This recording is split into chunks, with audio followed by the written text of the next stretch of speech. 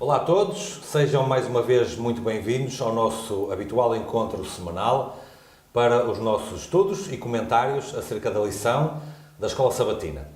Nas lições anteriores nós começámos por ver como funcionava a Igreja primitiva, a primeira Igreja cristã, alguns dos seus líderes, e hoje nós vamos entrar na especificação com respeito à vida de alguns desses mesmos líderes, e hoje vamos começar por um dos maiores líderes de todos os tempos da Igreja, que foi justamente Paulo. Temos connosco um outro Paulo que não o apóstolo da Bíblia, mas o pastor Paulo Cordeiro. Mais uma vez, seja bem-vindo, pastor. Obrigado. E vamos fazer uma oração em primeiro lugar para pedir a bênção de Deus sobre o programa de hoje.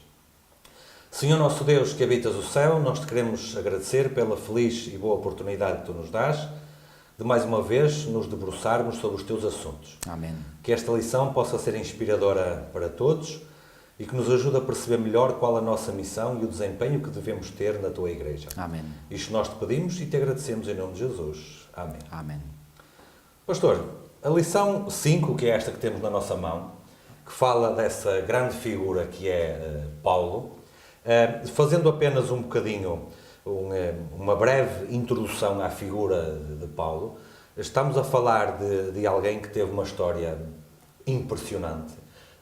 Dificilmente alguém consegue igualar uma história destas. Ele é essencialmente reconhecido porque foi um grande líder da Igreja Cristã, o maior missionário que já existiu, quando o passado da sua vida era exatamente o contrário, que era o perseguidor da Igreja. Como eu disse numa breve introdução à vida de Paulo, podemos dizer que o exemplo que ele deixa é um exemplo de esperança para todos, porque às vezes podemos pensar que estamos muito mal na nossa vida, que não estamos a fazer as coisas corretas, mas quando olhamos para a vida de Saulo e depois para a vida de Paulo, ficamos um bocadinho sem desculpas e sem razões para argumentar que não temos solução e que não conseguimos mudar a nossa vida, não acha? Sem dúvida. Bom, Filipe, eu vou começar por dizer que eu sou muito suspeito ao falar de Paulo, e por várias razões. Em primeiro lugar, porque eu sou um apaixonado por Paulo. Quando eu me converti, os primeiros livros da Bíblia que muito me entusiasmaram e que eu estudei a fundo foram precisamente as epístolas de Paulo e particularmente a Epístola aos Romanos. Para isso também contribuiu o facto de que, logo após a minha conversão, um dos estudos da Escola Sabatina, estou a falar do quarto trimestre de 1990, foi precisamente a Epístola de Paulo aos Romanos. E para mim não foi só o estudo do trimensário que eu fiz a fundo, foi toda a Epístola dos Romanos. E desde então eu fiquei absolutamente encantado com a personagem de Paulo, uma das primeiras pessoas, à exceção de Jesus, que eu já pensei várias vezes que gostaria de encontrar no céu, é justamente Paulo. E outra razão porque eu gosto de Paulo é que a minha mãe disse-me várias vezes, quando estava grávida de mim, que estava a ler as epístolas de Paulo. E ela gostou tanto que disse, se eu tiver um filho rapaz, eu vou-lhe chamar Paulo. Na altura não havia as ecografias, e portanto ela só soube que era um rapaz quando eu nasci, e ela já tinha dito ao meu pai, eu quero que seja Paulo. O meu pai até queria que eu me chamasse João, mas ela disse, não, há de ser Paulo. E portanto, quando eu soube da minha mãe que foi por uma razão bíblica que ela me quis apelidar de Paulo, pois bem, isso ainda me alegrou mais, porque eu realmente, de todos os personagens bíblicos, é aquele com o qual eu mais me identifico. Paulo, para mim, é um personagem absolutamente fascinante. E fascinante porque, como tu disseste, ele passa de um extremo ao outro, se assim podemos dizer. Ao passo que nós, por exemplo, quando olhamos para a vida de um profeta Daniel, nós não encontramos erros na vida de Daniel. Provavelmente teve as suas falhas, como qualquer ser humano tem, mas a Bíblia não fala de nenhum erro, de nenhum pecado de Daniel. Portanto, Daniel sempre terá sido uma pessoa totalmente dedicada ao Senhor, uma pessoa totalmente consagrada. Portanto, não há o contraste. Ao passo que no personagem Paulo nós temos um contraste, e um contraste medonho, não é? Quer dizer, ele vem de uma situação lá tão em baixo e projeta-se aos píncaros da altitude espiritual. Aliás, há uma frase de Ellen White no livro Educação, que eu até escrevi na minha Bíblia mais antiga, que diz que, à exceção daquele que falou como nenhum outro, e aí Ellen White estava a fazer referência, obviamente, a Jesus Cristo, Paulo foi o maior mestre que a humanidade jamais conheceu. Portanto, no dizer de uma profetisa, Ellen White, portanto, à exceção de Cristo, Paulo está no topo. Portanto, isto quer dizer que, em termos humanos, Paulo está no topo de todos aqueles que foram cristãos, que foram servos de Deus. Paulo realmente é uma personagem absolutamente fascinante. Eu, pelo menos, falo por mim. Pastor, no Antigo Testamento nós temos um personagem que é Nabucodonosor, que personificava o monarca, o líder do Império de Babilónia, exato, que simbolicamente era a principal oposição ao povo de Deus. Aliás, até ao fim dos tempos, simbolicamente, continua a ser, exatamente, não é? Era o Papa de então. Exatamente, isso mesmo. Se até Nabucodonosor teve a sua possibilidade de conversão e aceitou, se até Saulo também teve uma possibilidade de conversão e aceitou, porque é que não haverá para qualquer pessoa hoje em dia? Sem dúvida. Agora, há um detalhe importante, que me parece importante, entre eles dois. A conversão de Nabucodonosor começa, ou o processo, quando ele é esmagado até ao chão e comporta-se como um animal. Certo. A conversão de Saulo começa quando ele cai até ao chão, e eu acho que isto é muito significativo, porque o ser humano tem aquela tendência para se exaltar, ou porque se julga muito bom, ou porque se julga melhor do que os outros, mas na verdade toda a conversão começa quando nós temos a consciência de que não valemos nada, e o descer até ao chão é aquele simbolismo que nós somos pó e não valemos mais do que pó, e longe de Cristo nunca seremos mais nada do que pó. Bom, eu ia fazer-te uma correção, Filipe, mas já não preciso fazer porque tu emendaste, entre aspas, porque o que as experiências de Paulo e Nabucodonosor têm em comum, essas experiências são a experiência de qualquer pessoa que se converte verdadeiramente ao Senhor. Primeiro tem que haver uma queda.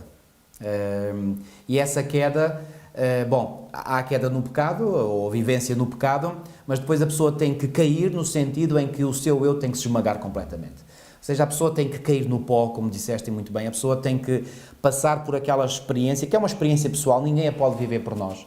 Cada um de nós tem que a viver individualmente, pessoalmente, que é a pessoa se quebrar totalmente, a pessoa esmagar-se completamente, e quando a pessoa vive essa experiência, então aí, e só aí, o Senhor nos pode reerguer pela sua graça, não por qualquer mérito da nossa parte. Isto é muito bom e importante que se enfatize, não há qualquer mérito em nós, as nossas justiças são como trapos de imundícia, a Bíblia é extremamente clara a esse respeito, portanto, nós somos elevados, mas como pelo resultado da graça divina.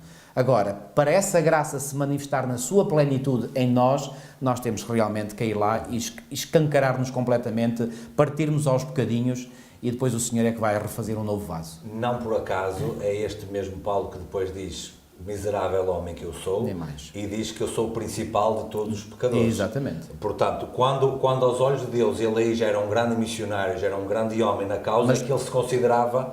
Mas continua a sentir esta humildade, que foi a humildade que ele viveu quando ele viveu a experiência na estrada de Damasco. Outro aspecto que faz de Paulo um personagem extraordinário é que, reparem, a Bíblia contém 39 livros no Antigo Testamento e 27 no Novo Testamento. Se nós fizermos a metade de 27, dá 13,5. Pois bem, um bocadinho mais de metade, que é 14, é precisamente o número de livros, neste caso epístolas, que Paulo escreveu. Ou seja, só Paulo foi autor de mais de metade do Novo Testamento. Ou seja, são 14 epístolas. É a Epístola aos Romanos, depois 1 de Coríntios, 2 de Coríntios, Gálatas, Efésios, Filipenses, Colossenses, 1 Tessalonicenses, 2 Tessalonicenses, 1 Timóteo, 2 Timóteo, Tito, Filemão e Hebreus. 14 epístolas. É muita coisa. Em relação a Hebreus, eu digo Hebreus porque, embora haja uma grande discussão nos meios teológicos sobre quem terá sido o autor da Epístola aos Hebreus, eu pessoalmente não tenho a menor das dúvidas de que foi o apóstolo Paulo.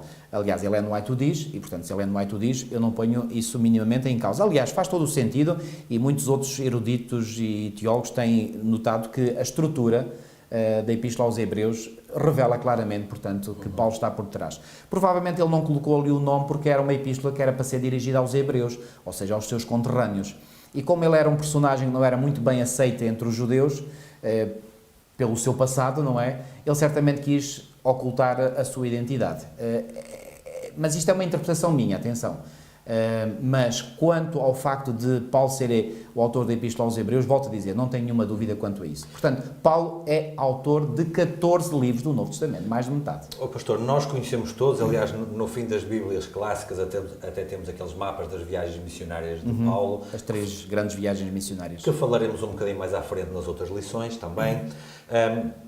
E agora temos estes exemplos de tantas e tantas cartas que Paulo escreveu, que no fundo essas cartas acabam por orientar, instruir, ordenar a própria Igreja, até administrativamente, também não apenas teologicamente, e tendo em conta que naquele tempo não havia a facilidade de meios de comunicação que existem hoje, não é? Desde os veículos aos canais e tudo mais, essas cartas que ele escreveu acabam por ser absolutamente decisivas para a consolidação da Igreja Cristã que existia há poucas décadas. Sem dúvida nenhuma. Eu diria que Paulo foi, repara, tu há bocadinho falaste que ele foi um grande missionário, é verdade, mas uma outra característica que Paulo tem é que ele foi um grande teólogo também. E eu diria, Paulo terá sido dos poucos grandes teólogos que houve ao longo da história da Igreja, porque, infelizmente, a teologia tem sido muito pervertida com ideias que vêm fora da Bíblia, mas Paulo foi um verdadeiro teólogo, pela instrução que ele deu. Aliás, ainda hoje ele provoca muita confusão na mente de alguns, enfim, eu diria, entre aspas, teólogos, mas eu lembro-me que aqui há uns anos atrás eu era estudante de teologia ainda e veio-me este pensamento à mente que para mim ajudou-me, acho não, tenho a certeza que Deus me deu essa revelação, que Paulo não escreveu o que escreveu apenas porque ele era uma mente muito inteligente, que era, se não há dúvidas, mas Paulo escreveu o que escreveu, sobretudo e acima de tudo, porque aquilo que ele escreveu era fruto de uma experiência real e genuína que ele tinha com Deus. Daí é que veio a sua grande sabedoria.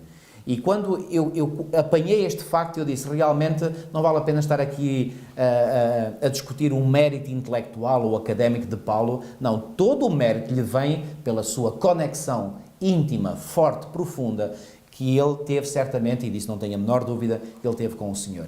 E então, como ele tinha essa conexão tão íntima com o Senhor, a fonte de toda a sabedoria jorrou imensa sabedoria para a mente de Paulo, e Paulo pôde ser o grande mestre, como Ellen White diz, o maior que o mundo já conheceu, abaixo de Cristo, obviamente, que o mundo já conheceu. Portanto, Paulo foi o melhor teólogo que já tivemos em todos os tempos. Terá sido o Moisés do Novo Testamento. Sem dúvida alguma. Se Moisés é o grande homem, o grande obreiro de Deus no Antigo Testamento, historicamente e por aí fora, sem dúvida, Paulo estaria no Novo Testamento. Sem dúvida alguma. Muito bem, pastor. Depois desta introdução, um bocadinho comprida, mas proveitosa para percebermos esta figura de Paulo, voltando ao início, o início é exatamente o contrário disto que nós acabámos de dizer aqui. Exatamente. Portanto, nas lições anteriores, nós falámos de como os discípulos e os primeiros apóstolos estavam a fazer crescer a Igreja. Então temos aqui a figura de Saulo, que estava a tentar destruir a Igreja. Nós, na semana passada, falámos da experiência de Estevão, por exemplo, e não podemos esquecer, porque o livro de Atos diz isso, que Saulo teve um papel a desempenhar. Aliás, o facto de ele ter segurado nas capas dos que o apedrejavam é simbólico de que ele, nós hoje diríamos que era cúmplice, mas ele apoiava aquilo que estava a acontecer ali. Ele buscava cartas para perseguir os cristãos. Basicamente o que ele queria era acabar com o cristianismo. Basicamente era a ação dele. Mas ele estava movido por uma convicção sincera. Eu gostaria de introduzir isso mesmo. Portanto, ele era zeloso, ele era dedicado, ele era esforçado, julgando estar a fazer o bem. Pastor, isto é algo que nós devemos pensar. Porque não há dúvida nenhuma que dentro do cristianismo, e eu estou a falar de um cristianismo alargado, portanto... No sentido lato. Sim, católicos, protestantes, todo o espectro cristão, há pessoas que julgam estar a fazer o bem, julgam estar a fazer o que é correto, a servir o seu Deus, apesar de estarem redondamente enganadas. Exato. Em maio, nós passámos nas estradas principais que vão de norte a sul do país e nós vemos aqueles milhares de pessoas que vão com um sacrifício enorme, a pé, fazer as suas peregrinações aos seus locais de culto. Eu já dei para mim a pensar, pastor, e não estou convencido que isto é blasfémia ou coisa parecida, bem pelo contrário, não concordando com o ato em si e sabendo que a Bíblia rejeita o ato em si, eu gostaria de ter a fé daquelas pessoas, às vezes, pastor, porque são pessoas dedicadas, que fazem o seu melhor, aquilo que pensam que é o melhor para agradar ao seu Deus e para fazer o seu culto, embora não o seja, claro. Mas a dedicação daquelas pessoas se colocada a favor da verdade, eu não imagino o que aquelas pessoas poderiam fazer. E temos Saulo como um caso destes.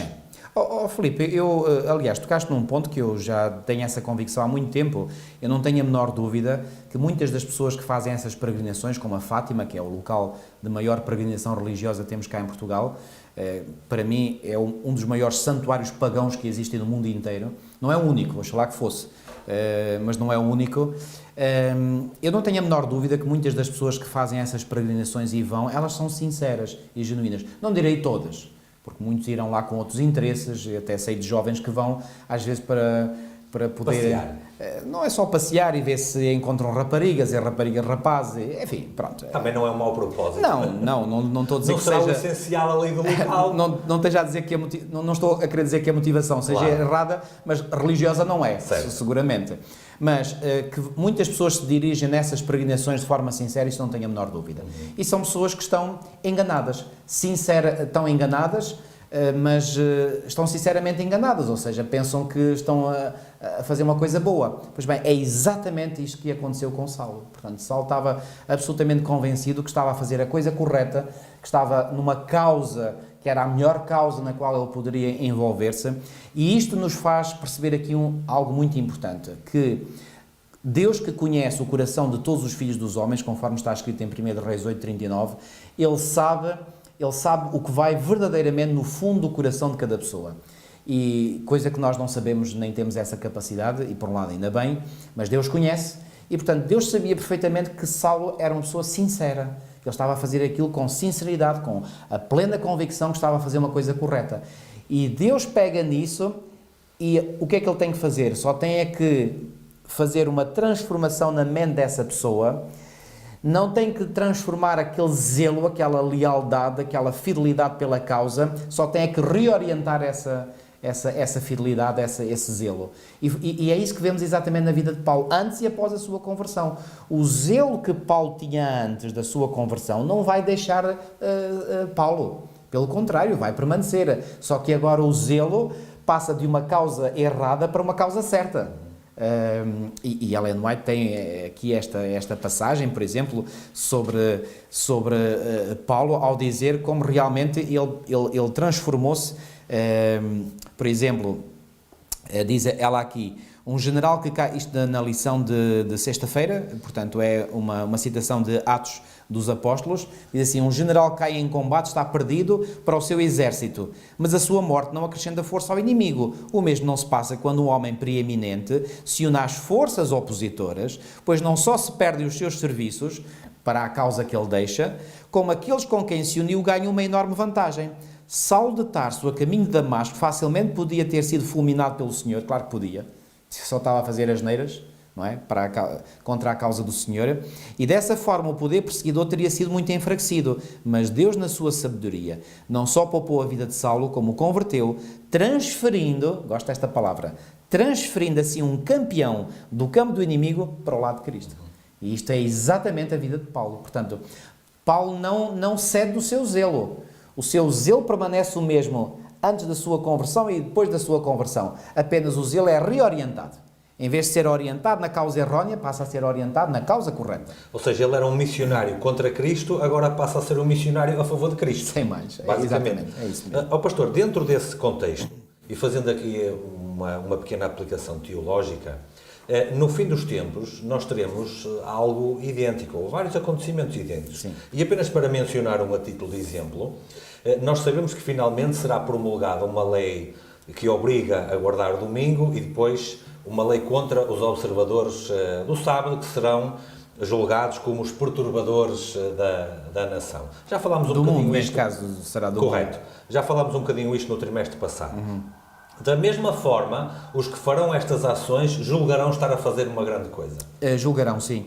E muitos deles, eu acredito, serão aqueles que estão designados na parábola. Os servos da 10ª hora. Exatamente, portanto serão os servos da 10ª hora. Porque Jesus ele próprio, em João no capítulo 16 e no versículo 2, foi Jesus que o afirmou e, portanto, temos todas as razões e mais algumas para acreditar naquilo que Jesus disse. Ele disse assim, eu vou ler o versículo 1 também, João 16, 1 e 2. Tenho-vos dito estas coisas para que não vos escandalizeis. Eles vos expulsarão das sinagogas. Quem serão eles? Bom, o próprio contexto o diz. Se tem autoridade para expulsar das sinagogas, quem eram eles? Eram líderes religiosos. E daqui a 2 semanas a lição fala justamente desse tipo de comportamento. Pronto. Então, eles vos expulsarão das sinagogas. Portanto, líderes eclesiásticos. Porque se não fossem, não tinham autoridade para fazer isto. Mas vem a hora em que todo o que vos matar, este pronome pessoal, refere-se obviamente não apenas aos discípulos de Cristo na altura, mas todos aqueles que iriam ser posteriormente também discípulos de Cristo, vem a hora em que todo o que vos matar julgará com isso tributar culto a Deus. Julgará. O que é que esta palavra quer dizer julgará? Ele assumirá na sua mente que está a fazer uma coisa correta. No fundo não está a fazer, mas assume que está a fazer. Portanto, cá está. Reparem, estas palavras vão-se aplicar a Saulo também. E aplicam-se até ao fim dos tempos. Portanto, pessoas que julgarão estar a fazer uma coisa boa, mas quando o Espírito Santo realmente levar essas pessoas a uma convicção profunda, essas pessoas que são sinceras converter-se-ão como Saulo se converteu. Isso não tenho a menor dúvida. E então, acontece o famoso episódio de Saulo a caminho de Damasco, que foi o ponto de viragem na vida de Saulo. Um primeiro detalhe muito importante, pastor.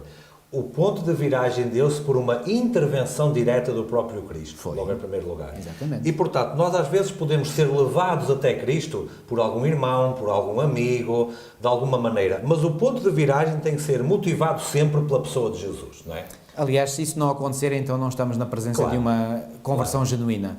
Porque o autor de uma verdadeira conversão é sempre a pessoa de Jesus Cristo. Na pessoa do seu colaborador, o Espírito Santo, sem dúvida, porque muitas vezes nós dizemos, e não está incorreto dizer isso, Cristo está aqui entre nós. Bom, é verdade, porque existem representantes celestiais aqui entre nós, mas o próprio Cristo, nós sabemos que desde que Ele subiu ao céu, nunca mais de lá saiu. Portanto, e sabemos que o Senhor Jesus Cristo, desde que subiu, desde que foi entronizado, iniciou o seu trabalho de intercessão no santuário celestial, primeiramente no lugar santo e a partir de 1844 no lugar santíssimo. Portanto, a pessoa de Jesus Cristo está neste momento no santuário celestial, não está nesta terra. Isto para falarmos em termos físicos, de linguagem técnica pura, não é? Mas está a falar da pessoa de Jesus. Da pessoa de Jesus Cristo. Portanto, isto para dizer o quê? Quando nós dizemos às vezes, volto a dizer, não é errado dizer isso, mas se quisermos usar uma linguagem estritamente técnica, não podemos dizer que é Cristo que aqui está, porque Cristo está no santuário celestial. Agora, Ele está cá na pessoa do Espírito Santo, segundo a própria promessa que Ele fez. E mais, o Espírito Santo também se faz representar pelos seus anjos, a quem Ele dá ordens. Ou seja, há uma hierarquia de comando nas funções da família celestial. Deus o Pai, que está no topo dessa pirâmide, Ele dá autoridade, ou delega autoridade ao Filho, o Filho, por sua vez, delega autoridade no Espírito Santo, e o Espírito Santo delega autoridade nos anjos. Por exemplo, já aqui numa lição anterior, já não me lembro qual foi, nós dissemos que, por exemplo, a Bíblia diz que o Senhor veio e fechou a porta da arca. Ok? Mas Ellen White diz que não foi o Senhor, foi um anjo. Um anjo. Então, há uma contradição? Não há contradição nenhuma. Portanto, porquê que se pode dizer que foi o Senhor? Porque foi sob o comando do Senhor. E o anjo que, na prática, exerceu essa atividade, ele o fez sob o comando e sob a autoridade de Cristo, ou de Deus, o Pai. Portanto, ao dizermos que foi o Senhor que fechou a porta da arca, não estamos a cometer nenhuma imprecisão. Aliás, Moisés não o fez. Da mesma forma, temos que para ser cuidados na nossa linguagem, Cristo não está aqui nesta terra. Ele está no céu. Nós também dizemos que Moisés abriu o Mar Vermelho e Moisés foi a ferramenta de Deus para abrir o Mar Vermelho. Exatamente. Não foi Moisés que tem poder para afastar a água. É evidente, é evidente. Claro. Aliás, o apóstolo Paulo não diz no início do capítulo 10 de 1 de Coríntios que eles seguiam uma pedra e a pedra que os seguia era Cristo. Portanto, Cristo é que estava no comando, esteve sempre no controle de todas as operações. Claro. Bom, aí até podia ser Cristo em pessoa, porque até à morte de Jesus na cruz, Jesus vinha cá a esta terra. Depois da morte de Jesus na cruz, ele não veio mais a esta terra. Temos o caso de Abraão, o caso de Jacó, por exatamente. Temos vários casos em que Jesus veio. Aliás, temos o caso dos 3 hebreus na fornalha ardente. A irmã White diz mesmo que os anjos se deleitam em cumprir as ordens do seu comandante. E eu compreendo cada vez mais e melhor, pela graça de Deus, porque é que eles se deleitam. Porque realmente quando nós fazemos a vontade de Deus é aí que vem a verdadeira felicidade. Claro. Não há felicidade, e aqui faço um apelo a todos aqueles que nos estão a ouvir. Amigo, amiga, não se deixe iludir. Você só será plenamente feliz, mas plenamente feliz se você seguir, quanto mais estritamente seguir a vontade de Deus, é expressa na sua santa lei, nos seus 10 mandamentos, aí, só aí, é que você poderá encontrar a verdadeira paz, a verdadeira alegria, a verdadeira felicidade. Não pense que consegue encontrar a verdadeira paz, a verdadeira felicidade, à parte da guarda dos mandamentos de Deus, à parte de fazer a vontade de Deus. Isso é uma ilusão que o inimigo quer trazer à nossa mente. Só há verdadeira paz, verdadeira alegria, verdadeira felicidade, enfim, a plenitude de tudo o que nós podemos imaginar de bom quando nós estamos do lado do Senhor e com a sua ajuda nós nos predispomos, pela nossa vontade, a fazer a sua vontade. Porque o Senhor nunca nos obriga a fazer a sua vontade. Tem que ser decisão nossa. Mas quando nós decidimos, não, eu quero fazer a vontade de Cristo, eu quero, bom, aí inicia-se um processo de luta, porque nós estávamos acostumados a fazer o mal até à nossa conversão e depois não é logo de um momento para o outro, Cristo não faz assim um efeito de mágica. É como a luz da aurora que vai brilhando mais e mais. Exatamente. É momentânea a nossa conversão, a nossa justificação. Isso é obra do instante, não há dúvida. Agora, a nossa santificação não é obra do instante, isso é obra de uma vida inteira. E, portanto, mas pela ajuda de Deus, se nós perseveramos, por isso é que Jesus deu aquela promessa, todo aquele que perseverar até ao fim, esse será salvo. Portanto, isto implica uma perseverança da minha parte e da parte de qualquer um que se entrega a Cristo, de querer continuar com o Senhor, de querer fazer a sua vontade, de vencer com a ajuda de Deus as nossas fraquezas de caráter, as nossas tendências pecaminosas, mas essa vitória é possível. E quando nós alcançamos vitória após vitória após vitória, cada vez mais sentimos essa paz, essa alegria, essa felicidade que não há palavras para descrever. Paulo usa uma expressão, ele diz, fala da paz que excede todo o entendimento. Eu gosto muito desta expressão. Ou seja, nós não conseguimos com o nosso entendimento explicar racionalmente essa paz, mas que podemos sentir, podemos. E, portanto, tudo isso, toda essa experiência de Paulo, ou Saulo, começou quando ele cai ao chão. E por uma intervenção direta do próprio Jesus, que ele viu como sendo uma luz, um clarão. O clarão vinha de cima, isto é importante, pastor. Saulo cai ao chão, mas o clarão vem de cima. Sem dúvida. Portanto, Deus está sempre superior a nós é que estamos cá em baixo. Sem dúvida.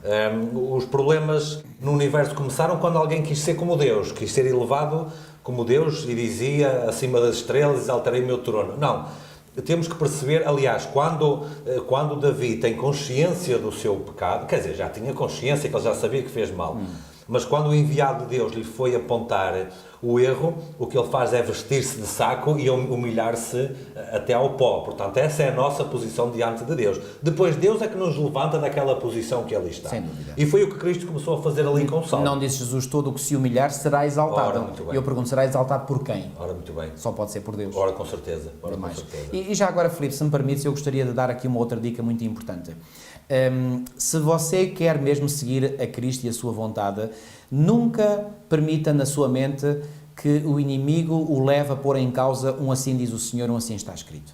Essa é uma decisão da máxima e fulcral importância que cada um de nós tem que tomar. Eu tomei-a e lembro perfeitamente, de forma consciente, ter tomado essa posição na minha mente, e esta posição foi: tudo aquilo que está revelado e que provém de Deus e que eu tenho a certeza que provém de Deus, seja na Bíblia, no Espírito de Profecia, eu pura e simplesmente não ponho em causa. Então a minha posição passou a ser a seguinte: quando eu estudo algo que é de origem humana, então aí eu coloco todos os meus radares, entre aspas, em funcionamento, filtros em funcionamento, para ver se há ali erro no meio. Agora, quando eu me coloco diante da palavra de Deus ou diante de um livro que é diretamente inspirado por Deus, aí os filtros desaparecem. Aí eu tenho que me colocar numa atitude de total humilhação e dependência, dizer: o que está cá é a verdade, quer eu goste, quer não goste, quer me saiba bem, quer saiba mal, eu tenho que aceitar isto, ponto final. E quando nós aceitamos um assim, diz o Senhor, como verdade indesmentível, como verdade que não pode ser posta em causa, então aí nós estamos no caminho correto. Eu às vezes fico impressionado como é que há pessoas que se dizem crentes, que professam ser cristãos e chegam ao ponto de pôr em causa coisas que estão na palavra de Deus. Isso não pode acontecer. É o relativismo pós-moderno que coloca o homem a julgar o próprio Deus. Repara, o que é que isso demonstra? Isso demonstra que eu sou superior a Deus. Claro. Quer dizer, Deus diz uma coisa, mas eu acho que tenho o direito ou o atrevimento de achar que sei mais do que Deus. A alta crítica faz isso. Completamente, completamente. Portanto, isso é uma blasfémia contra Deus. Ou seja, eu é que tenho que me submeter à revelação divina. Ora, não nem é a mais. revelação divina que se submete a mim. Ora, nem mais. Repara, a alta crítica, chamada alta crítica, para mim não é... Alta crítica é baixa. É alta blasfémia, nesse É, caso. exatamente. É do mais baixo que há. Reparem, põe a razão acima da revelação. A razão humana, neste A razão caso. humana, exatamente. Põe a razão humana acima da revelação. Não, não. Tem que ser exatamente o contrário. A razão humana é que tem que estar em submissão à revelação. A revelação está no topo. A minha razão não é para ser aniquilada. Atenção. Por exemplo, quando Pedro até diz em 1 Pedro 3,15: estai preparados a qualquer que pedir a razão da fé que existe em vós. da esperança que existe em vós. Portanto, ele emprega a palavra razão. Ou seja, nós podemos e devemos raciocinar. Deus deu-nos uma cabeça para pensar. Mas a razão nunca pode pensar que está acima da revelação. A revelação está no topo. E a minha razão, aliás, a minha razão até funciona muito melhor quando está em sujeição à revelação. Claro. Aí é que ela funciona bem. Claro. Agora, se eu me atrevo a pensar que eu posso me colocar acima da revelação, eu já estou a ir para um caminho muito perigoso. Até se conta aquela história meio engraçada de um crente que era criticado por acreditar no que a Bíblia dizia, e alguém lhe perguntou: mas você acredita mesmo que um grande peixe engoliu Jonas?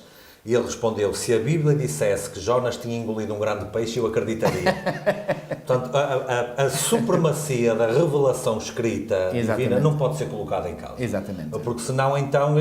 Porque se é a razão humana, e alguém perguntou também, se é a razão humana que tem que definir melhor ou ajudar a Bíblia a definir o que é certo ou errado, qual razão humana? A de Hitler ou a de Madre Teresa Calcutá? Exatamente. A de Stalin ou a de quem ajuda um pobre que está na rua, por exemplo? Se entramos num oceano de relativismo. Não, temos 7 mil milhões de razões humanas aqui para estudar, como é evidente. E uma das bandeiras do relativismo é que não há verdade absoluta. Isso é um dos grandes erros de Satanás dos nossos tempos. Não é só dos nossos tempos, aliás. Quando Pilatos estava na presença de Jesus, e ele não faz aquela pergunta: o que é verdade? Ele estava diante da verdade em pessoa e faz a pergunta: o que é verdade? Portanto, uma das grandes bandeiras do relativismo, da maneira relativista de pensar da nossa época, e isto não é característica de um só país, é de todo o mundo em geral, é que não há verdades absolutas. Pois bem, a palavra de Deus é uma verdade absoluta. E perante essa verdade absoluta, eu só tenho que me colocar em sujeição a essa verdade absoluta. É claro, eu já sei que ao dizer isto vêm esses senhores do relativismo gozar comigo: Palermo, imbecil, não sei quando. Eu estou-me borrifando para aquilo que eles digam, porque imbecis são eles, na realidade. Pastor, na verdade, o relativismo é a prova de que existe um absoluto. Porque se nós perguntarmos, um relativista diz: não existe absoluto, tudo é relativo. E se nós perguntarmos: tenho a certeza dessa afirmação? Se ele disser que sim, é porque ele tem uma certeza absoluta. Se ele disser que não, é porque a afirmação dele pode não ser verdade. Portanto, até filosoficamente, é impossível não haver um absoluto. Tem que haver um absoluto. Tem que haver. Nós acreditamos que o mais próximo que existe de uma revelação desse absoluto é a pessoa de Jesus, que já não a temos aqui. Agora temos a Sagrada Escritura. E outra coisa, Filipe, já agora que estamos a entrar um bocadinho nestes aspectos, que não deixam de ser importantes, eu creio, é o seguinte: há muitas pessoas entre nós, crentes, que, por exemplo, quando são confrontados com o paradigma evolucionista, não é? Que é, como todos sabem, ensinado e aquilo é endoctrinado. Os nossos filhos, os nossos jovens, são endoctrinados nas escolas, nos colégios, nas universidades com esta doutrina. Quer dizer, eles aceitam o evolucionismo como uma verdade absoluta. E aceitam com fé, aquilo é uma religião. Por um lado, aceitam o relativismo, mas ninguém ousa pôr em causa o evolucionismo, porque isso não se pode pôr em causa, porque isso é verdade absoluta. Bom, esta forma de pensar é religiosa na sua essência, ou seja, essa gente tem fé no evolucionismo. A melhor forma de nós combatermos o evolucionismo não é tentar desmontar aquela teoria, é simplesmente dizer que a teoria é errada e deve ser posta de lado e colocada no caixote do lixo, ponto final, e afirmarmos o criacionismo em seu lugar. Eu já há muitos anos que eu adotei eu não entro já em discussão com evolucionistas. Eu apenas digo, olha, essa crença que você tem é uma crença errónea, ponto final, parágrafo. E nem entra em discussão. E se ele me criticar, o que eu faço é devolver as críticas e as acusações que ele me faz contra ele. Porque há uma coisa, ele pode-me acusar de eu ter fé e criticar a minha fé por eu acreditar no criacionismo. Ele não tem menos fé. Aliás, eu até digo... Tem muito mais. É preciso ter mais fé para ser evolucionista do que para ser criacionista. Claro. Portanto, não se trata aqui de um confronto entre a razão. Trata-se aqui de um confronto entre escolhas. Portanto, há aqueles que escolheram acreditar no evolucionismo e há aqueles que escolhem acreditar no criacionismo. Portanto, é uma questão de fé. E a fé é impossível discutir. É preciso muito mais fé para acreditar na mentira do que para acreditar na verdade. Sem dúvida, certeza. Sem dúvida. Pastor, voltando agora um bocadinho a este episódio de Saulo que nós estávamos a falar, há aqui uma questão que eu gostaria de destacar, que é o seguinte: quando Saulo cai ao chão e vê aquela luz e alguém a chamar por ele pergunta, quem és, Senhor? Quer dizer, está a perguntar, mas ao mesmo tempo já está a dar a resposta de quem está a falar com ele. E depois de Jesus lhe ter dito, eu estou a falar no versículo 5 do capítulo 9, eu sou Jesus a quem tu persegues, duro é para ti recalcitrar contra os aguilhões. Saulo faz aqui uma pergunta que, na minha opinião, é das perguntas mais importantes da Sagrada Escritura. Quando Paulo vai dizer, Senhor, queres que eu faça? Queres que eu faça, é. Isto demonstra tanta coisa, olha, desde logo uma rendição, em primeiro lugar. Porquê? Porque uma rendição, talvez eu me deva explicar melhor. Ele, no fundo, pensava que estava a servir ao Senhor. Certo. Só que percebeu que havia algo que tinha que mudar ali, porque senão Cristo não tinha interrompido o caminho dele ali. Aliás, ele ia a caminho de fazer o quê? Ele ia a caminho de fazer aquilo que julgava que era a obra de Deus. Certo. Mas percebeu, houve aqui uma interrupção, e eu estou a lutar contra algo que é impossível eu conseguir vencer. E ele vai e pergunta a Cristo, o que queres que eu faça? Faz-me lembrar o outro personagem da Bíblia que disse, envia-me a mim, manda-me a mim. E muitos outros ao longo da Escritura. Faz-me lembrar Moisés, que quando Deus o manda ao Egito para fazer a grande obra de libertação, arranja 5 desculpas para não fazer a obra e para todas elas Deus já tinha a solução ali. Até quando Moisés diz que não sabia falar, que era travado, como dizem algumas expressões, travado de língua. Tinha a língua pesada. Deus disse, não, mas está lá Arão, o que para mim é logo um princípio muito bom. Eu dentro da igreja não consigo fazer tudo. É por isso que eu faço algumas coisas e Deus tem muitas outras pessoas que fazem muito mais do que eu e no conjunto é que a igreja funciona. Portanto, eu fico muito contente com essa resposta que Deus deu a Moisés. Aqui no caso de Saulo, ele percebe claramente que está em falha. Ele percebe que tem que fazer alguma coisa diferente do que está a fazer ali. E ao perguntar ao Senhor o que é que deve fazer, ele está a admitir que Deus sabe o que é melhor e que Deus sabe o que é que ele deve fazer. Pastor, às vezes perdemos demasiado tempo a tentar arranjar métodos, estratégias, técnicas, programas, eventos de evangelismo.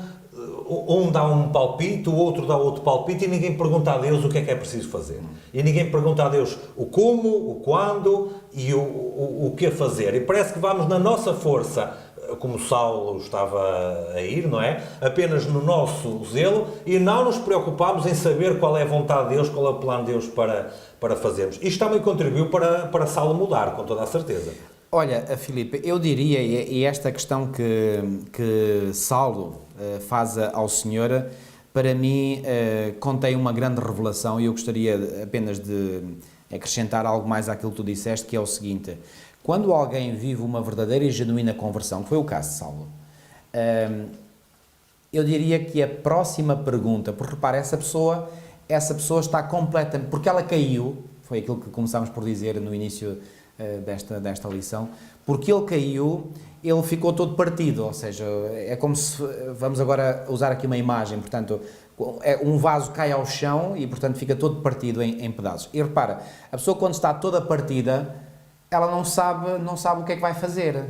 Mas aí, pela fé que o Espírito Santo coloca no coração dessa pessoa, ela lança-se completamente pela fé no Senhor e apenas só pode fazer uma pergunta: Senhor, queres que eu faça? Ou seja, é como se dissesse, olha, a partir de agora eu não sei nada, eu estou aqui, estou de partido, nem sei para onde é que é de começar agora esta nova vida, então, Senhor, queres que eu faça? E quando nós fazemos esta pergunta, graças a Deus, temos um Deus fantástico. Aliás, Ele já tem todo o plano feito para nós, como Ele tinha para Paulo, não é? O Senhor tinha um plano para ele que devia ser o apóstolo dos gentios e foi isso mesmo que aconteceu. Portanto, o Senhor... aliás, Paulo não vai dizer, por exemplo, em Gálatas, no capítulo 1, quando aprove a Deus chamá-lo, ele diz algo aqui muito interessante. Ele diz assim, Gálatas 1, 15 e 16, quando, porém, ao que me separou antes de eu nascer. Parem, Paulo, antes de nascer, já tinha sido separado pelo Senhor. Isto é absolutamente incrível. Temos Sansão, temos João Batista, que também antes de nascer já tinham sido Isaías, muitos Jeremias e muitos outros. Portanto, quando porém algo me separou antes de eu nascer e me chamou pela sua graça, aprove revelar o seu Filho em mim, para que eu o pregasse entre os gentios, já fazia parte dos planos de Deus ainda antes de Saulo nascer. Portanto, isto é absolutamente maravilhoso. Ou seja, portanto, quando nós caímos, o que é que muda? Não é os planos de Deus que mudam, os planos de Deus nunca mudam. O que muda é a nossa disposição para, a partir de agora, nos deixarmos ser guiados por Deus. Daí o apóstolo Paulo, ele próprio, porque ele percebeu isto claramente, volta a dizer, o que Paulo escreveu foi fruto da sua experiência com o Senhor. E quando Paulo escreve, por exemplo, em Romanos 8,14, todos os que são guiados pelo Espírito de Deus são filhos de Deus, Paulo estava a falar da sua experiência pessoal. Porque Paulo estava a ser guiado pelo Espírito Santo, deixava-se guiar. E isto faz toda a diferença entre a pessoa não convertida e a pessoa convertida. A pessoa que é convertida deixa-se levar, deixa-se conduzir. E como Jesus indicou a Nicodemos, naquele diálogo que travou com ele à noite, lá no jardim do Getsemane, quando o Senhor disse, o vento não sabes de onde vem, nem para onde vai. Assim é todo aquele que é nascido do Espírito. Nós não sabemos de onde vem, nem para onde vai. Deus sabe. Nós não sabemos. E ao não sabermos, mas ao nos deixarmos conduzir, estamos a exercer o quê? Estamos a exercer fé. E o Paulo não disse aos hebreus que sem fé é impossível agradar a Deus? Portanto, se nós queremos agradar a Deus, temos que exercer fé. E fé é eu deixar-me conduzir, porquê? Porque eu tenho fé que o meu Senhor sabe o que é melhor para mim e, portanto, eu coloco tudo nas mãos dele. E nós temos aqui logo uma evidência disso, ainda no versículo 6, porque a resposta de Cristo a Saulo é, versículo 6, capítulo 9, levanta-te, entra na cidade e lá te será dito o que te convém fazer. Ou seja, não lhe disse os detalhes todos, pois não lhe disse tudo, mas também vemos no versículo 8 que Saulo levantou-se da terra, não via nada, e eu gostaria já de fazer um comentário acerca disto, não via nada nem ninguém, e o conduziram como se conduz um cego. Ele não ficou aqui a perguntar, não, eu quero saber todos os detalhes, o que é que vai acontecer lá, quem está à minha espera, a que casa é que eu vou, eu quero saber tudo. Saulo não perguntou isso, Deus mandou, ele foi. Exatamente. E se Deus disse que quando chegasse lá, lhe iria ser dito o que é que iria acontecer, ou o que devia fazer, Saulo foi. Quando Deus vai ter quando Cristo na sarça ardente aparece junto de Moisés e diz para tirar o povo do Egito, ele só diz, olha, sai que é para virem adorar aqui este monte. Moisés podia ter dito, mas são centenas de milhares de pessoas, e comida e bebida para aquela gente toda? E como é que vamos fazer aqui no deserto? Não há essa perca de tempo. Quando Deus manda, eu vou já citar outro exemplo, é muito perigoso não obedecer, e temos o caso de Jonas, por exemplo. Exato.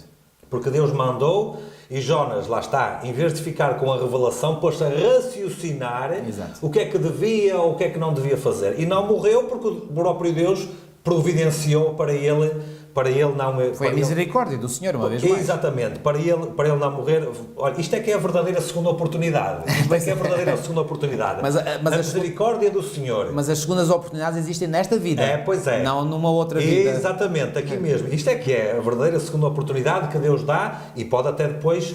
Filipe, não é por acaso, nós temos o capítulo 11 de Hebreus, onde nós temos aqui aquilo que chamamos a galeria dos heróis e heroínas da fé.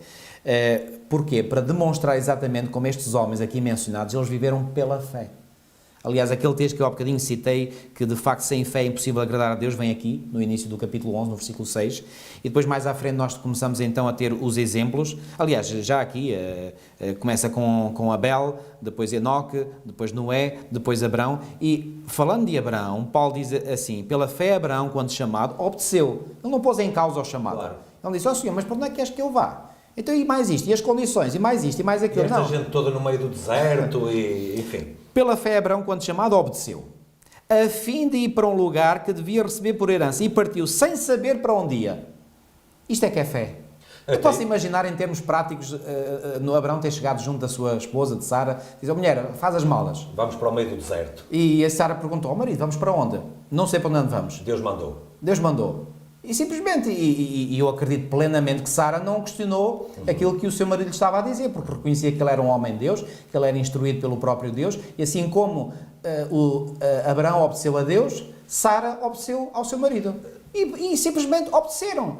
Esta é que é a verdadeira fé. Eu posso citar um outro exemplo, pastor. A razão humana, apenas para recuperar o raciocínio de há bocado, a razão humana, quais as razões para Noé construir uma arca? Nenhuma. Pois. Por que razão é que Noé construiu? Porque Deus mandou. Exatamente. Então, a razão humana, que evidências é que nós temos de que muito em breve o céu se vai partir a meio, vão aparecer milhares de anjos e o próprio Senhor sentado... Nenhuma. Mas nós sabemos que isso é verdade. Porquê? Porque a Bíblia diz. Exatamente. Não temos nenhuma outra razão. É a revelação. Mas é suficiente. Claro. E então, E a razão aí submete-se à revelação. Com certeza.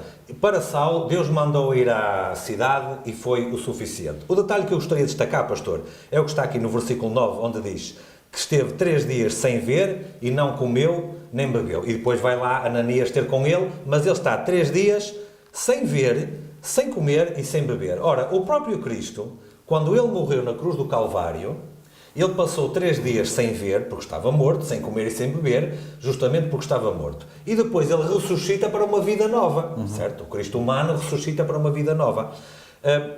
Foi isto que aconteceu com o Saulo também, porque ele depois destes 3 dias, sem ver, sem comer e sem beber, quando vai Ananias junto dele, os olhos dele se abriram, não apenas se abriram os olhos físicos, mas abriram-se os seus olhos espirituais também. Nem mais. Portanto, aqui A abertura dos olhos físicos é um simbolismo da abertura uma representação da abertura dos olhos espirituais. E aí depois, então ele vai e tem a grande vida missionária que teve pela frente. Isto Aliás, os olhos espirituais até se abriram mais do que os olhos físicos. Com certeza. Porque os olhos físicos, continuou com ele ficou e alguns espinho na carne. Ele ficou com o tal espinho na carne e esse espinho na carne, há um texto na Epístola de Paulo aos Gálatas que dá-nos uma pista para qual seria esse espinho na carne que ele escreveu numa Epístola aos Coríntios. Porque em Gálatas, no capítulo 4 e no versículo 15, ele escreve isto aos Gálatas: "Que é feito, pois, da vossa exultação, pois vos dou testemunho de que, se possível fora, terias arrancado os próprios olhos para nos dar." Então, os Gálatas, aqui ao início da sua experiência espiritual, gostavam tanto de Paulo, que até, se fosse possível, teriam arrancado os seus olhos para dar a Paulo. O que é que isto pressupõe? Que Paulo tinha olhos que não funcionavam muito bem. Dificuldade de visão. Tinha dificuldade de visão. Portanto, o espinho na carne, certamente era uma dificuldade de visão. Por isso é que Paulo não é aquele que escreve as epístolas, é um secretário que escreve. Paulo apenas, por isso é que ele diz, a assinatura é pelo meu punho, no final de algumas epístolas. Portanto, ele fazia um ditado. Fazia um ditado e depois ele no final assinava para que os destinatários soubessem que aquilo tinha, portanto, a aprovação de Paulo, não é? O que ali tinha sido escrito. Mas alguns, portanto, fazem esta ligação entre essa deficiência visual que Paulo teria com a experiência na estrada de Damascus, em que ele aí ficou durante 3 dias sem ver nada. Depois ele recuperou a visão, mas não terá recuperado a 100%, só em parte. Mas a visão espiritual, essa sim, essa recuperou 100%. E, portanto, ele vai para Damasco e depois, ao fim desses 3 dias, o Senhor aparece a um discípulo chamado Ananias, que o manda ir ter com Saulo, com Paulo. Aliás, há um detalhe que eu gostaria de dizer. Ananias apanhou um grande susto. Pois, com certeza. Mas antes de apanhar o grande susto, eu queria destacar o seguinte, pastor. No versículo 10 do capítulo 9, sim, o Senhor chamou por Ananias. E diz a Bíblia que Ananias respondeu: "Eis-me aqui, Senhor." Isto é outra maneira daquilo que Paulo tinha dito. O que queres que eu faça? Exatamente. Portanto, os discípulos de Cristo, tal e qual como dissemos há bocado, não estão para questionar o que Deus manda. Estão para perguntar o que é preciso. Exatamente. Onde é que és que eu vá? E quando o Senhor manda, obedecem. Mais nada. Agora, a ordem que foi dada a Ananias, não podemos culpar o homem, não podemos criticá-lo, claro, porque Deus o manda ter com o pior inimigo da igreja, naquilo que era a visão de Ananias, claro. Mas Ananias aqui não compreendeu que o Senhor lhe estava a dar uma grande bênção, porque Ananias foi a pessoa pela qual Paulo pôde entrar dentro da igreja. Eu acredito que só muito mais tarde é que Ananias percebeu a grande bênção que Deus lhe deu de ter sido o canal humano pelo qual Paulo entrou dentro da igreja. Claro, na altura ele não percebeu dessa forma, sem dúvida, porque não percebia quem era. Aliás, ele sabia quem era Saulo, não percebia era a magnitude da mudança que tinha ocorrido no coração de Paulo, mas certamente mais tarde ele vai compreender isso. Aqui isto faz-me lembrar aqui esta disposição em servir, em obedecer a Deus, faz-me lembrar que quando eu era adolescente ter visto alguns filmes, e naqueles filmes que, pronto, a maior parte dos filmes são produzidos pelos americanos, e lembro, por exemplo, de um filme onde aparecia lá indivíduos que eram alunos de uma academia militar nos Estados Unidos, e quando eles punham lá em sentido diante do sargento ou do comandante, não sei quanto, ele num tom assim muito solene e agressivo, bem, vocês têm que fazer isto e não sei quanto, e eles só diziam, yes sir, e mais não sei o que, e mais têm que fazer isto, yes sir, e aquela imagem ficou-me gravada na minha mente. Nós, se queremos ser verdadeiramente seguidores de Jesus Cristo, seus discípulos verdadeiros, perante um assim diz o Senhor, nós só temos uma opção, e essa opção é yes sir. Pois, claro. Não há mais nada. Pois, claro. Acabou. E há pouco eu mencionei o caso de Jonas e ele teve grandes problemas porque ele não respondeu dessa maneira. Exatamente. Exatamente. Ó pastor, Ananias vai, encontra-se com... aliás, ainda antes de se encontrar, o próprio Senhor... conhecendo a fraqueza humana, claro, como é natural, e tendo misericórdia de Ananias, deu-lhe uma curta explicação para aliviar o coração deste homem. Porque a primeira reação dele deve ter sido, então se eu vou meter-me na boca do lobo. Exatamente. Isto aqui é, vou estar Ele diz no versículo 13, Senhor, de muitos tenho ouvido a respeito desse homem, quantos males tem feito aos teus santos em Jerusalém. Claro. E para aqui trouxe a autorização dos principais sacerdotes para prender a todos os que invocam o teu nome. Ananias até sabia o que é que Paulo vinha fazer a Damasco. Já havia espionagem entre o povo de Deus também, já havia naquele tempo. E não era teoria da conspiração. Exato. E portanto... Mas o Senhor lhe disse, versículo 15, vai porque este é para mim um instrumento escolhido para levar o meu nome perante os gentios e reis, bem como perante os filhos de Israel, pois eu lhe mostrarei quanto lhe importa sofrer pelo meu nome. Então Ananias foi, ou seja, ele aqui já...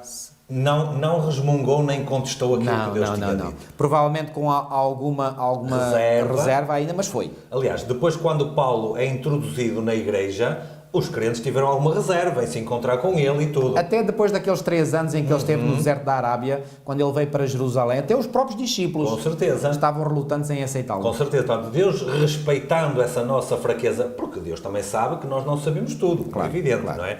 Deus sabia o que é que Paulo viria a ser. Os discípulos estavam com medo daquilo que Paulo era, não é? É o que acontecia ali.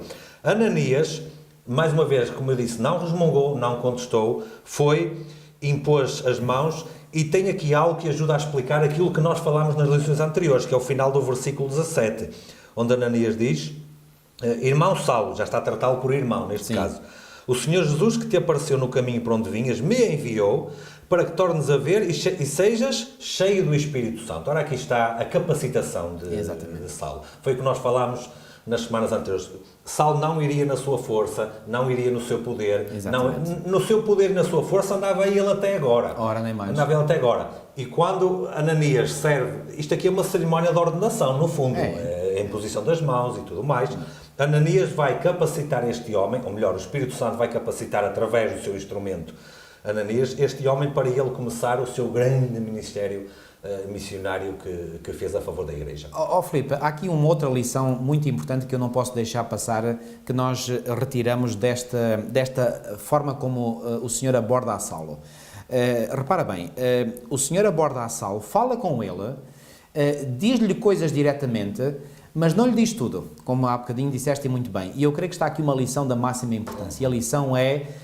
Deus reservou algumas das informações cruciais que Paulo deveria receber para um seu representante da igreja. Ou seja, qual era a lição que Deus desde o início queria transmitir a Paulo? Eu posso dar muitas revelações diretas, mas tu não podes descurar aquilo que eu te ensinar através da igreja. E há muitas pessoas hoje que cometem este erro de uma forma incrível, porque há muitas pessoas que se sentem dirigidas por Deus, isso eu não ponho em causa, porque Deus realmente dirige as pessoas. Aliás, o que será de nós se o Senhor não dirigir a nossa vida? Mas pelo facto de terem evidências de que Deus dirige a sua vida, E volto a dizer, isso eu não ponho minimamente em causa, pelo contrário, até me alegro quando as pessoas têm essa certeza, por provas da sua vida, de que o Senhor está no comando das suas vidas. Isso é bom, isso é muito, muito bom. Agora, o que é que o inimigo faz? O inimigo leva essas pessoas, às vezes, a caírem no pecado do orgulho espiritual. O Senhor me conduz, o Senhor tem abençoado a minha vida, o Senhor está ao leme da minha vida. E ficam tão vaidosos, ou tão vaidosas por pensarem que são talvez mais especiais do que outros, que acham que já não precisam dos outros, já não precisam da igreja. Aqui é o erro fatal. Isso é uma forma de idolatria. É uma forma de idolatria, idolatria ao eu.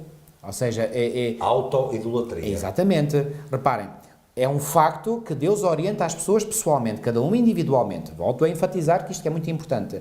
O perigo que cada um de nós corre, e eu também em determinado momento eu corri esse risco, eu lembro perfeitamente de ter pensado isto, foi de eu chegar a pensar, espera lá, eu tenho a certeza que Deus está no comando da minha vida, mas estou eu agora a admitir de que Deus só me dirige a mim, não dirige a mais ninguém, e aí até me arrepiei todo. Não posso pensar dessa forma. Eu tenho que pensar que, assim como Deus me dirige a mim, Ele também dirige a vida de outras pessoas. E, portanto, se Ele dirige a vida de outras pessoas, então eu devo respeitar essas outras pessoas a quem Deus dirige a vida como dirige a mim. Então aí eu passei a sentir, a colocar-me no meu verdadeiro papel, a dizer, eu não sou o mais importante de todos, porque Deus dirige a minha vida. Há outras pessoas que também, aliás, o desejo de Deus é que todos se deixassem guiar por Ele. Infelizmente sabemos que isso não é verdade, porque as pessoas não permitem que isso aconteça, porque da vontade de Deus seria. Agora, qual é então o perigo? O perigo é eu pensar que Deus me dirige a mim e Ele revela a mim 100% da revelação.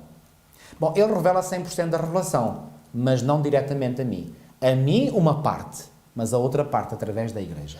Eu estou a pensar. Esta foi a lição que Deus deu a Saulo e que Ele quer dar a cada um de nós. Por isso é que não podemos pensar nunca que podemos viver à parte da igreja. Nós precisamos da igreja. Sem a igreja, nós ficamos só com uma parte da revelação, não com a revelação total. Amputados, exatamente. Eu estou a lembrar de um exemplo prático disso que o pastor está a dizer. Moisés era um homem dirigido por Deus? Era. A missão de Moisés em tirar o povo do Egito era dirigida por Deus? Era. Mas num determinado momento o seu sogro teve de o corrigir, que ele estava a proceder mal na organização. Exatamente.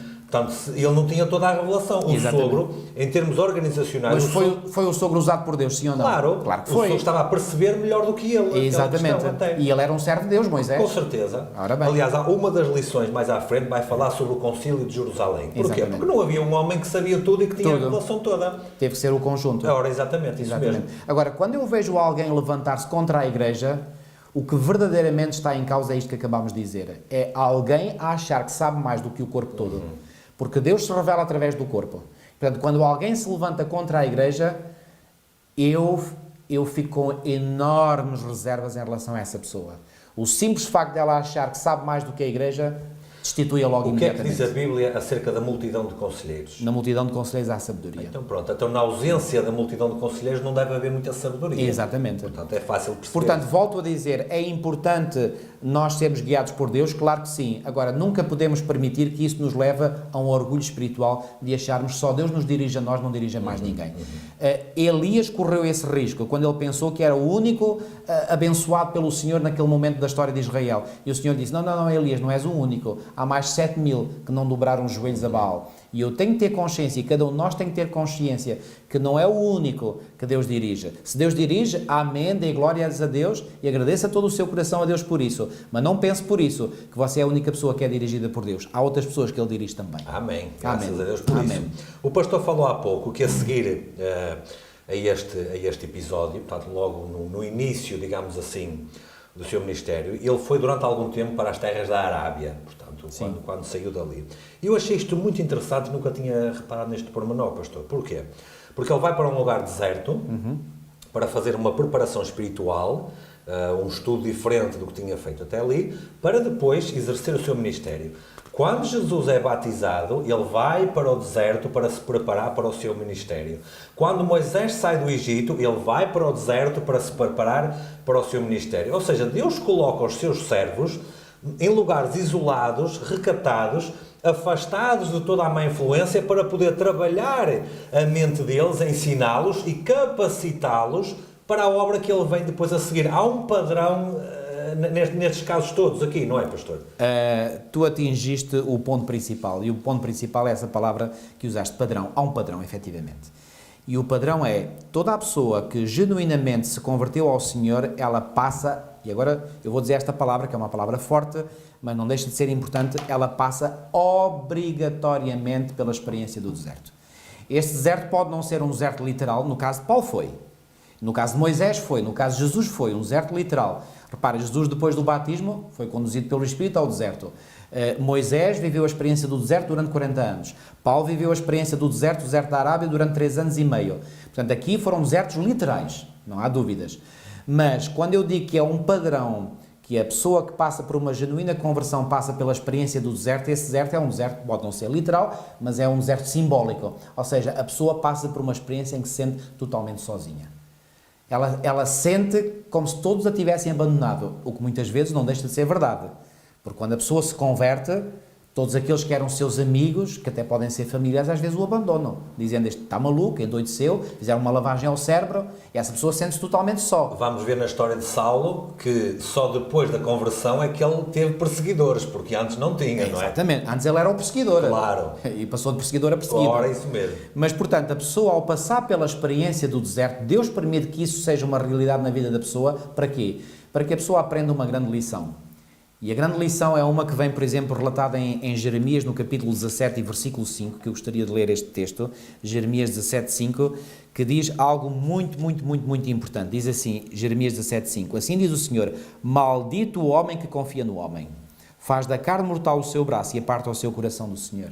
Ou seja, aquilo que Deus pretende com essa experiência do deserto é quebrar aquela convicção enfeitiçante que nós tínhamos de querer confiar nas pessoas, porque aquilo que Deus quer é que nós aprendamos a confiar totalmente no Senhor e que o ser humano não seja mais uma referência para nós. Bom, isto agora, aqueles que estiverem atentos dirão: bom, então aí o pastor parece estar a contradizer-se em relação àquilo que disse anteriormente. Bom, não é uma contradição. Reparem, nós não podemos confiar nas pessoas com o mesmo grau de confiança que confiamos no Senhor. A nossa confiança no Senhor tem que ser única.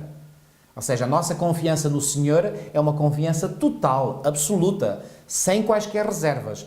A confiança que nós temos nos outros, bom, pode ser ou pode não ser uma confiança total.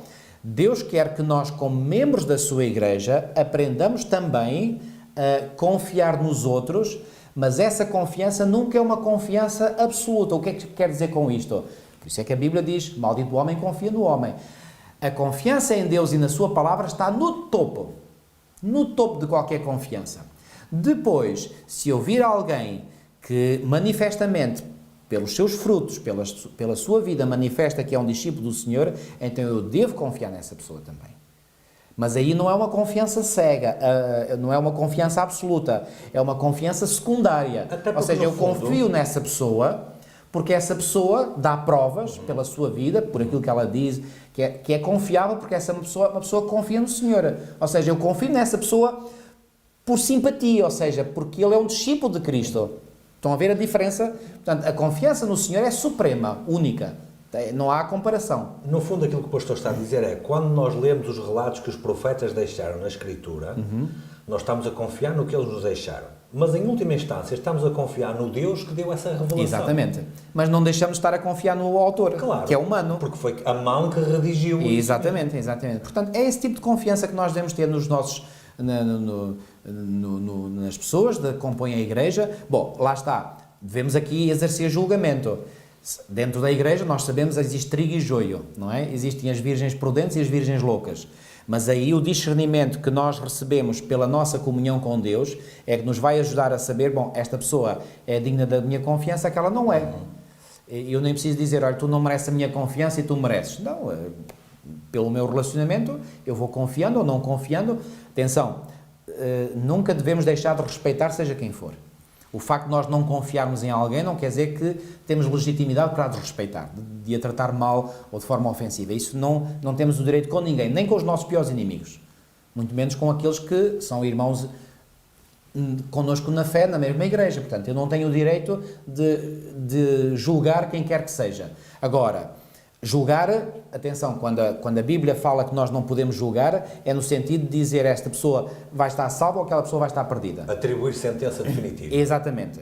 Agora, posso julgar, e isso é legítimo, biblicamente legítimo, posso julgar coisas que essa pessoa diz e faz. Pelos frutos conhecereis. Exatamente. Jesus foi muito claro sobre isso. Agora, perante essa avaliação, então eu posso confiar mais num membro da igreja, menos noutro, posso confiar mais num líder, menos noutro.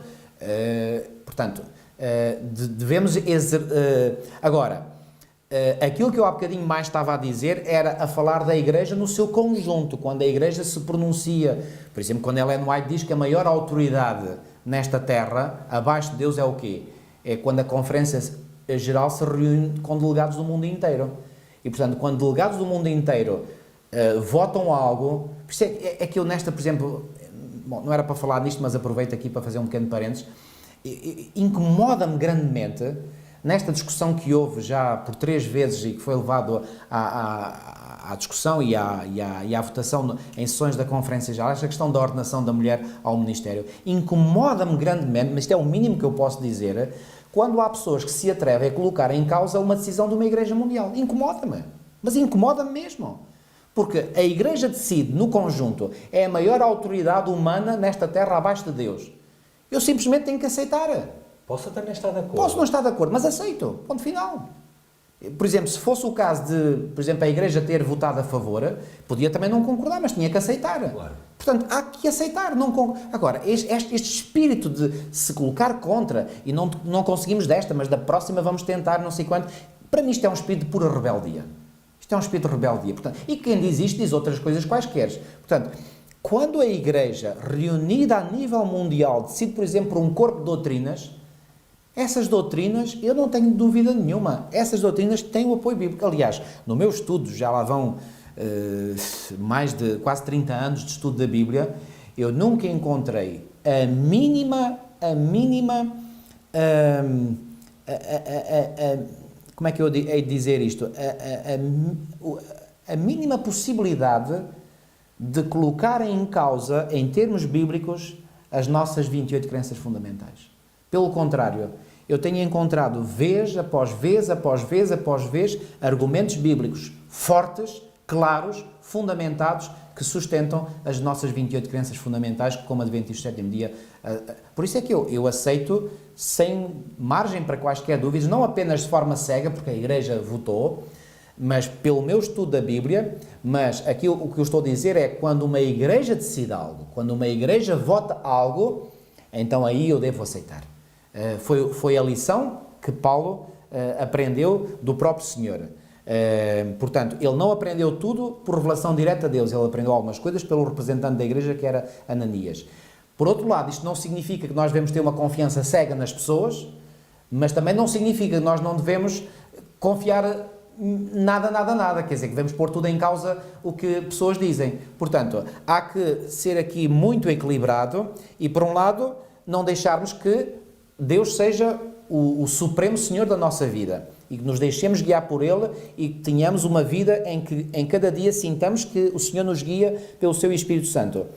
Mas, por outro lado, portanto, não podemos confiar em seres humanos, mas, por outro lado, também não é desconfiar tudo e de todos. Portanto, há que encontrar aqui um equilíbrio. Talvez na tal multidão de conselheiros. Ora, nem mais. Nem mais, exatamente. E repara, eu ainda digo isto ao Filipe. Há pessoas que às vezes, por exemplo, põem em causa decisões da Igreja, põem em causa decisões de uma liderança. Reparem, por exemplo, este trimensário tem um autor. Neste caso é um autor até de língua portuguesa, um irmão nosso do Brasil. No entanto, não há nenhum trimensário que seja publicado sem que o conteúdo que o autor escreveu passe por uma comissão mundial, e essa comissão mundial é uma série de filtros. Ou seja, eu lembro, isto é um caso real, atenção, não vou referir o nome do autor, não interessa, mas eu conheço um autor de um trimensário, já foi aqui há uns anos atrás, quando eu vi que o trimensário era escrito por esse indivíduo, eu disse, até me assustei, não me digas que este indivíduo escreveu, mas logo a seguir eu fiquei tranquilo, eu disse, bom, estou tranquilo porque isto passa pelo filtro e, portanto, certamente não sairá nada para fora que não seja correto. E assim foi. Estudei aquele trimensário de uma ponta à outra e não vi lá nada de incorreto. Passado meses, Eu descobri, por portas e travessas, na internet, que o autor tinha ficado melindrado porque muita coisa que ele tinha escrito tinha sido cortada. Lá está. Deus dirige a sua igreja. Cá está. Portanto, isto é algo que não saiu apenas da mente de um homem, isto sai da mente de vários. E isto é muito importante, porque às vezes há pessoas que põem em causa decisões de uma liderança que se apoiem em várias mentes, mas depois aceitam cegamente aquilo que um só indivíduo diz. Isto é uma coisa incrível. Reparem, às vezes há indivíduos, eu vejo às vezes nas redes sociais, indivíduos que dizem às vezes certas coisas e outros vão lá e apoiam, então a favor. Eu digo assim, ai senhor, tenho compaixão destas pessoas que acreditam, nem sabem o que aquele indivíduo escreveu, porque escreveu, a motivação que o fez, nem conhecem às vezes algo. Nem procuram saber se é mesmo assim ou se não é, ou enfim. Bom, enfim. E atenção, eu não estou a falar de pessoas, reparem, eu quero deixar isto claro, nem estou a falar de pessoas que tiveram uma experiência semelhante à de Saulo, que tiveram uma experiência negativa, mas depois tiveram uma conversão e se transformaram. Não, eu estou a falar de pessoas que continuam a ter uma experiência negativa, fazem das mais terríveis coisas na sua vida, mas depois falam como se tivessem muita autoridade moral para falar contra líderes da igreja, contra pessoas na igreja, contra decisões, contra doutrinas, contra ensinos bíblicos da igreja, quando a vida deles é uma confusão total. A Bíblia diz que pelos frutos conhecereis. Normalmente, eu não vou dizer 100%, porque posso estar a errar no rigor, mas normalmente esse tipo de comportamentos parte de alguém que é um crítico profissional. Nunca ajuda a igreja em nada, nunca participa em nada, mas está sempre pronto para criticar. Acho que é o suficiente para perceber. Agora, Saulo também criticava a igreja, também perseguia a igreja. Também. Mas depois passou a defendê-la. Agora, na parte final desta semana, vamos falar um bocadinho do que o pastor já introduziu há pouco, e nós falámos, de que ele passou de perseguidor a perseguido. Exato. Isto ajuda-nos claramente a perceber o novo enfoque que a vida deste homem tinha. Porque quando ele perseguia a igreja, ele era favorecido, davam-lhe cartas, enfim, ia por todo lado. E depois, ele começou a sentir na pele aquilo que depois ele acabou por dizer em 2 Timóteo 3,12, que é: todos aqueles que quiserem piamente viver em Cristo serão perseguidos. Não terão uma vida muito fácil, bem pelo contrário, serão perseguidos. Ou seja, ele, nessa carta a Timóteo, ele estava a dizer: olha, a minha experiência é esta, foi isto que aconteceu comigo. Pois foi. Mais uma vez ele está a falar fruto de quê? Claro. Da sua experiência pessoal. Claro. Daqui a 2 semanas nós vamos falar da viagem missionária dele e vamos ver da primeira. Sim, da primeira viagem. E vamos ver que, em alguns lugares, ele foi expulso, noutros foi espancado. Pois. Quer dizer, não há volta a dar, pastor. Não. Todo o povo de Deus, ao longo do tempo, sempre foi perseguido. O que demonstra claramente duas coisas. Em primeiro lugar, demonstra que estão no caminho certo. Em segundo lugar, demonstra que há um inimigo de Deus que não está a dormir. Ora, nem mais. E que percebe que quando... Então, eu nem quero imaginar, que eu não gosto de dar tempo de antena para Satanás. Temos que falar dele, porque a Bíblia também fala, claro. É evidente, não é? Para denunciar que ele anda ao derredor e o que é que ele faz e quais são as ferramentas. Para denunciar o que ele é, efetivamente. Mentiroso, pai da mentira e homicida. Efésios 5,11, não pactueis com as obras infrutuosas das terras, mas denunciai-as. É assim que diz. Agora, eu colocando-me um bocadinho, por um segundo apenas, na mente de Satanás, eu nem imagino a fúria e a frustração que ele deve ter sentido ao ver Paulo. Exatamente.